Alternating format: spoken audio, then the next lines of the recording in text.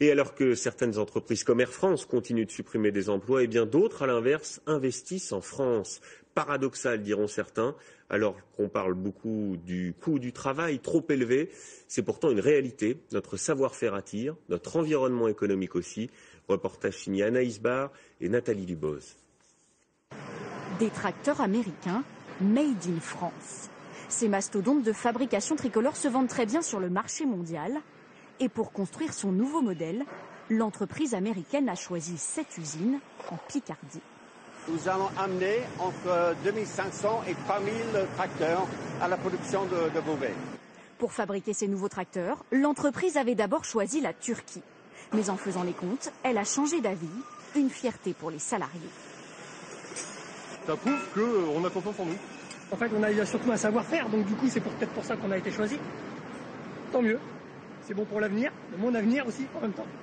Pourtant, sur le papier, un salarié turc coûte 30% moins cher qu'un salarié français. Mais ici, l'usine est plus moderne, plus performante, plus productive qu'en Turquie.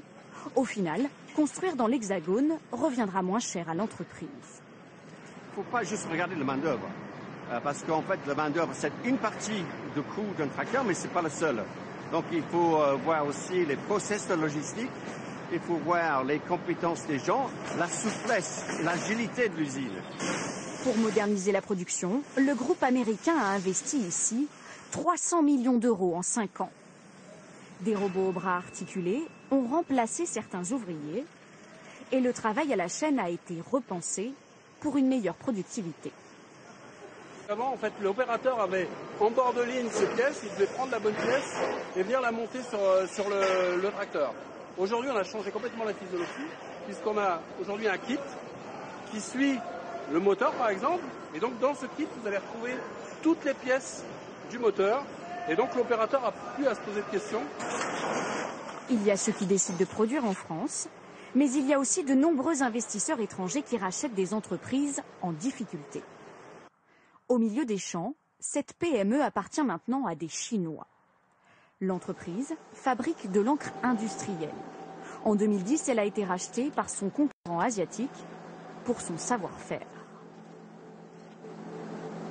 Sur ce site, nous fabriquons aussi bien des encres traditionnelles, comme vous voyez ici le jaune, que des encres à séchage UV. Une encre que les Chinois ne savaient pas concocter et qu'ils peuvent maintenant commercialiser dans le monde entier. Ce produit a été mis au point par des ingénieurs très qualifiés qui intéressent aussi les Chinois. Ils entendent bien continuer à investir dans la recherche et dans ce laboratoire.